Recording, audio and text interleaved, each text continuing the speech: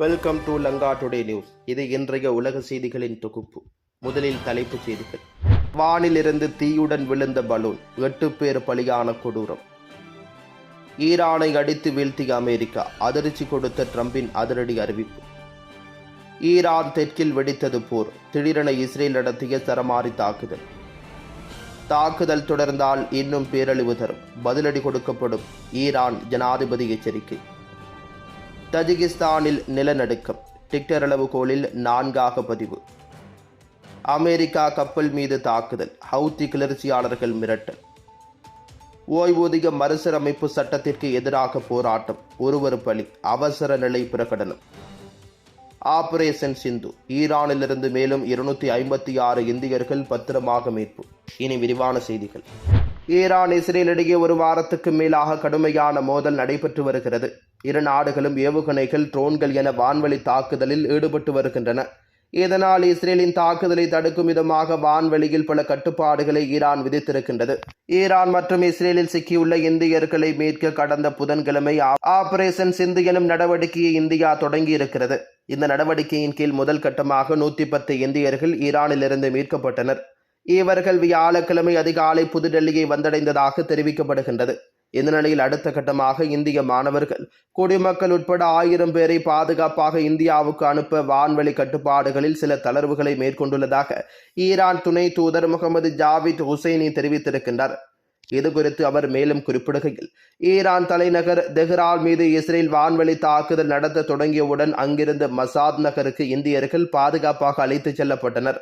தற்பொழுது மசாத் நகரிலிருந்து ஈரானிய விமான நிறுவனமான மகான் மூலம் இந்தியர்கள் பாதுகாப்பாக தாயகம் திரும்ப உள்ளதாக தெரிவிக்கப்படுகின்றது. இதற்காக 3 விமானங்கள் ஏற்பாடு செய்யப்பட்டிருக்கின்றன. முதல் விமானம் நேற்று நள்ளிரவு வந்தடைந்ததாக தெரிவிக்கப்படுகிறது. மற்ற 2 விமானங்கள் நேற்று சனிக்கிழமை பிற்பகல் இந்தியா வந்தடைந்ததாக அதிகாரிகள் தெரிவித்திருக்கின்றனர். அந்த வகையில் இன்று ஈரானிலிருந்து மேலும் 256 பேர் மீட்கப்பட்டுள்ளதாகவும், இவர்களில் பெரும்பாலானவர்கள் காஷ்மீர் பள்ளத்தாக்கு பகுதியைச் சேர்ந்தவர்கள் எனவும் தெரிவிக்கப்படுகிறது. மத்திய அமெரிக்காவில் அமைந்துள்ள நாடு பனாமாவாகும். இந்த நாட்டில் அரசு ஊழியர்களுக்கான ஓய்வூதியத்தில் மறுசீரமைப்பு கொண்டுவரப்பட்டு சட்டம் நிறைவேற்றப்பட்டுள்ளது. இந்த சட்டத்திற்கு எதிராக அந்த நாட்டின் போகஸ் டெல் டொரோ மாகாணத்தில் பொதுமக்கள், அரசு ஊழியர்கள், தொழிலாளர்கள் என பல்வேறு தரப்பினரும் போராட்டத்தில் ஈடுபட்டுள்ளனர். இந்த போராட்டம் அரசுக்கு எதிரானதாக மாறியிருக்கின்றது. போராட்டக்காரர்கள் அரசுக்கு எதிராக முழக்கங்களை எழுப்பியதுடன் வன்முறையிலும் ஈடுபட்டுள்ளதாக தெரிவிக்கப்படுகின்றது. விளையாட்டு மைதானம் தீ வைத்து எரிக்கப்பட்டிருக்கின்றது. கடைகள் அடித்து நொறுக்கப்பட்டு பொருட்கள் கொள்ளையடிக்கப்பட்டிருக்கின்றன. மாகாண விமான நிலையமும் தாக்கப்பட்டிருக்கின்றது. இந்த நிலையில் இந்த போராட்டத்தை கட்டுப்படுத்த போலீசார் மேற்கொண்ட நடவடிக்கையில் போராட்டக்காரர் ஒருவர் உயிரிழந்திருக்கின்றார். மேலும் 30 பேர் படுகாயமடைந்திருக்கின்றனர். இதனை அடுத்து போராட்டம் மேலும் தீவிரமடைந்திருக்கின்றது. இதனால் போகஸ் டெல் டொரோ மாகாணத்தில் அவசர நிலை பிரகடனம் செய்யப்பட்டிருக்கின்றது. ஈரானில் உள்ள 3 அணுசக்தி நிலையங்கள் மீது அமெரிக்கா தாக்குதல் நடத்தியுள்ளதாக அமெரிக்க ஜனாதிபதி டொனால்ட் ட்ரம்ப் தெரிவித்திருக்கின்றார். சமூக ஊடக தளமான ட்ரூத் சோசியலில் ஒரு பதிவில் ட்ரம்ப் வெளிப்படையான இராணுவ தாக்குதலை அறிவித்திருக்கின்றார். குறித்த பதிவில் ஈரானின் ஃபோர்டோ, நாடன்ஸ் மற்றும் இஸ்பகான் உள்ளிட்ட 3 அணுசக்தி நிலையங்கள் மீது மிக வெற்றிகரமான தாக்குதலை நாங்கள் மேற்கொண்டுள்ளோம். இப்பொழுது அனைத்து விமானங்களும் ஈரான் வான்வெளிக்கு வெளியே உள்ளன. முதன்மை தளமான ஃபோர்டோவில் குண்டுகளில் மிக அழுத்தமாக வீசப்பட்டுள்ளன. எமது அனைத்து விமானங்களும் பாதுகாப்பாக திரும்புகின்றன. நமது சிறந்த அமெரிக்க வீரர்களுக்கு வாழ்த்துக்கள். உலகில் எந்த இராணுவமும் இதனை செய்திருக்க முடியாது. இப்பொழுது அமைதிக்கான நேரம் என குறிப்பிட்டுள்ளார். சற்று முன்னர் ஈரான் மீது இஸ்ரேல் தாக்குதல் நடத்தியுள்ளதாக சர்வதேச ஊடகங்கள் செய்தி வெளியிட்டுள்ளன. இதன்படி ஈரானின் தெற்கு நகரமான பந்தர் அப்பாஸ் மீது தாக்குதல்களை நடத்தியதாக இஸ்ரேலிய இராணுவம் தெரிவித்திருக்கின்றது. இந்த தாக்குதல் ஒரு ஆயுத கிடங்கு மற்றும் ஆளில்லா வான்வழி வாகனங்களை குறிவைத்து நடத்தப்பட்டுள்ளதாக தெரிவிக்கப்படுகின்றது. இஸ்ரேலிய ஆக்கிரமிப்பு படையான IDF மத்திய ஈரானில் உள்ள ஈரானிய ஆயுதப்படைகளுக்கு சொந்தமான போர் விமானங்கள் மற்றும் இராணுவ உள்கட்டமைப்பு ஆகியவற்றையும் குறிவைப்பதாக தெரிவித்திருந்தது. தஜிகிஸ்தானில் நேற்று பூகம்பம் ஏற்பட்டிருக்கின்றது. அதிகாலை 1:36 மணியளவில் ஏற்பட்ட இந்த பூகம்பம் டிக்டர் அளவுகோலில் 4ஆக பதிவானதாக தேசிய நிலதிர்வு மையம் தெரிவித்திருக்கின்றது.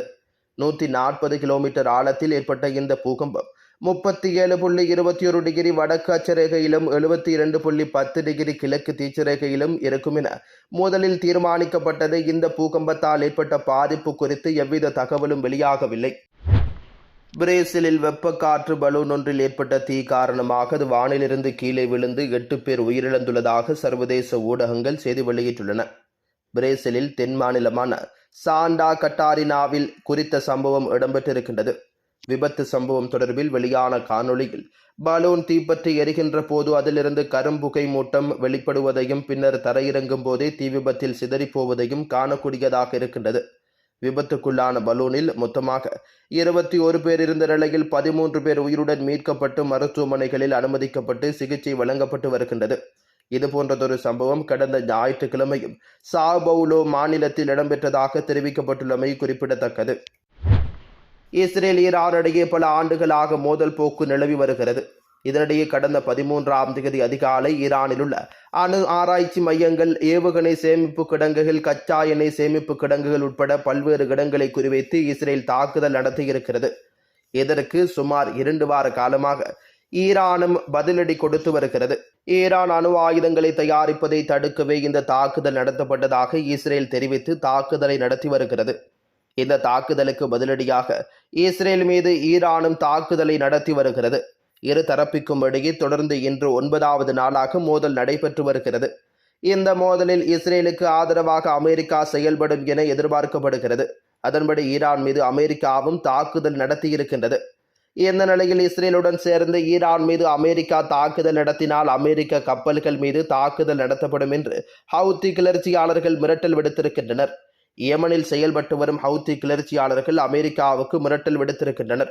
ஈரானுடனான மோதலில் இஸ்ரேலுக்கு அமெரிக்கா ஆதரவு அளித்தால் செங்கடலில் அமெரிக்க போர்க்கப்பல்கள், சரக்கு கப்பல்கள் மீது தாக்குதல் நடத்தப்படும் என்று ஹவுத்தி கிளர்ச்சியாளர்கள் மிரட்டல் விடுத்திருக்கின்றனர். இதனால் மத்திய கிழக்கில் தொடர்ந்து பதற்றமான சூழ்நிலை நிலவி வருகின்றது. ஈரானின் அணு ஆயுத திட்டங்கள் தங்களுக்கு அச்சுறுத்தலாக அமைவதாக கூறிய அந்த நாடு மீது கடந்த 13ஆம் தேதி முதல் இஸ்ரேல் தாக்கி வருகிறது. ஈரானின் அணு ஆயுத தளங்கள், அணு விஞ்ஞானிகள் என அணுசக்தி துறையை குறிவைத்து தாக்கி வருகிறது. இதற்கு ஈரானும் பதிலடி கொடுத்து வருகிறது. இதில் இஸ்ரேலும் பலத்த சேதங்களை சந்தித்து வருகிறது. மத்திய கிழக்கில் பெரும் பதற்றத்தை ஏற்படுத்தி வரும் இந்த இராணுவ மோதல் 2வது வாரத்தை எட்டியிருக்கிறது. நேற்றும் இரு நாடுகளும் தங்கள் மோதலை எவ்வித குறையுமின்றி தொடர்ந்து வருகின்றன. முக்கியமாக ஈரானில் இஸ்பகானில் உள்ள அணுவாயு மையத்தை குறிவைத்து இஸ்ரேல் வான் தாக்குதலை நடத்தியது. இதை மாகாண பாதுகாப்பு நலன்களுக்கான துணை கவர்னர் அக்பர் சலேயும் உறுதி செய்திருந்தார். எனினும் இந்த தாக்குதலில் உயிரிழப்பு எதுவும் இடம்பெறவில்லை. அதே நேரம் இந்த மையம் பெரும் சேதமடைந்திருப்பதாக அங்கிருந்து வரும் தகவல்கள் தெரிவிக்கின்றன. முன்னதாக இரு நாடுகளுக்கிடையே தாக்குதல் தொடங்கிய முதல் 24 மணி நேரத்திலும் இந்த மையம் இஸ்ரேலால் தாக்கப்பட்டது. அந்த வகையில் மீண்டும் இந்த மையத்தை அந்த நாடு தாக்கியிருப்பது குறிப்பிடத்தக்கது. அணு ஆயுத கட்டமைப்புகளைப் போல ஈரானின் இராணுவ தளபதிகளையும் இஸ்ரேல் தொடர்ந்து குறிவைத்து வருகிறது. அந்த வரிசையில் ஈரானின் முக்கிய 3 தளபதிகளை நேற்றுமாக கொன்று இருப்பதாக இஸ்ரேல் கூறியிருக்கிறது. இது தொடர்பில் ஈரான் எந்த தகவலையும் வெளியிடவில்லை. அதன்படி ஈரானின் துணை இராணுவமான புரட்சிப்படையின் முக்கிய தளபதியான சயீத் இசாதியை கொன்றுவிட்டதாக இஸ்ரேல் இராணுவ மந்திரி தெரிவித்திருக்கின்றார். ஈரானின் குத்துஸ் படையின் பாலசீன பிரிவு கமாண்டரான இவர் கோம் நகரில் உள்ள அடுக்குமாடி குடியிருப்பில் நடந்த ஏவுகணை தாக்குதலில் கொல்லப்பட்டுள்ளதாக தெரிவிக்கப்படுகின்றது. இதனை ஈரான் அதிகாரிகள் உடனடியாக உறுதி செய்யவில்லை. எனினும் கோம் நகரில் 4 மாடி குடியிருப்பில் தாக்குதல் நடந்ததை கோம் கவர்னர் அலுவலகம் உறுதி செய்திருக்கின்றது. மேலும் இதில் 2 பேர் உயிரிழந்ததாக உள்ளூர் ஊடகம் கூறியிருக்கின்றது. மேலும் குத்துஸ் படையின் ஆயுத பரிமாற்ற பிரிவு தளபதியான பெனாம் சரியாரி மேற்கு ஈரானில் காரில் சென்று கொண்டிருந்த போது தாக்கி கொலை செய்ததாக இஸ்ரேல் தெரிவித்திருக்கின்றது. இதனை தவிர ஈரானின் ட்ரோன் படைப்பிரிவின் கமாண்டர் ஒருவரையும் நேற்று முன்தினம் இரவில் கொலை செய்ததாக இஸ்ரேல் அதிகாரிகள் தெரிவித்திருக்கின்றனர். முன்னதாக கடந்த 13ஆம் தேதி நடந்த தாக்குதலில் ஈரானின் இராணுவ தளபதிகள் மற்றும் அணு விஞ்ஞானிகள் பலரும் உயிரிழந்திருந்தனர். அதனைத் தொடர்ந்து மேலும் 3 தளபதிகளை இஸ்ரேல் தாக்கி கொண்டிருப்பது பெரும் அதிர்ச்சியையும் பதற்றத்தையும் ஏற்படுத்தியிருக்கின்றது. இஸ்ரேலின் இந்த கொடூர தாக்குதல்களுக்கு நேற்றும் ஈரான் கடுமையான பதிலடியை கொடுத்திருக்கின்றது. நேற்று மலையலையாக இஸ்ரேல் மீது ட்ரோன்கள் மற்றும் ஏவுகணைகளை வீசியதாக தகவல்கள் வெளியாகி இருக்கின்றது. ஈரானின் இந்த புதிய தாக்குதல் சிறியளவிலானது என இஸ்ரேல் கூறியிருக்கிறது. ஈரானின் தாக்குதலுக்கு ஈடுகொடுக்க முடியாமல் இஸ்ரேல் திணறி வருவதாகவும் தெரிவிக்கப்படுகிறது. இரு நாடுகளுக்கும் இடையே கடந்த ஒரு வாரத்துக்கு மேலாக நடந்து வரும் இராணுவ மோதலில் ஈரானில் பலர் உயிரிழந்துள்ளதாகவும் இஸ்ரேலிலும் பலர் உயிரிழந்துள்ளதாகவும் தகவல்கள் வெளியாகி வருகின்றது. ஈரான் இஸ்ரேல் இடையே தாக்குதல் தீவிரமடைந்திருக்கும் நிலையில் ஐநா பாதுகாப்பு கவுன்சில் நேற்று முன்தினம் அவசரமாக கூடியிருக்கின்றது. இதில் ஈரானின் அணு உலைகள், குறிப்பாக அந்த நாட்டின் ஒரே வர்த்தக அணு உலையான புசேர் மீதான இஸ்ரேலின் தாக்குதல் முயற்சி தொடர்பாக கடும் எச்சரிக்கை விடுக்கப்பட்டிருக்கின்றது. இந்த நிலையில் தாக்குதல் தொடர்ந்தால் இன்னும் பேரழிவு தரும் பதிலடி கொடுக்கப்படும் என ஈரான் ஜனாதிபதி மசூத் பெசஸ்கியன் எச்சரிக்கை விடுத்திருக்கின்றார். இது தொடர்பாக மேலும் அவர் குறிப்பிடுகையில், எங்கள் அமைதியான அணுசக்தி திட்டம் குறித்து நம்பிக்கையை வளர்க்க மற்றவர்களுடன் பேசவும் பணியாற்றவும் நாங்கள் தயாராக இருக்கின்றோம். ஆனால் எங்கள் அணுசக்தி நடவடிக்கைகளை முற்றிலுமாக நிறுத்த நாங்கள் ஒருபோதும் ஒப்புக்கொள்ள மாட்டோம். இஸ்ரேல் எங்களை தொடர்ந்து தாக்கினால் எங்கள் பதில் இன்னும் அழிவுகரமானதாக இருக்கும் என்றும் அவர் குறிப்பிட்டுள்ளார்.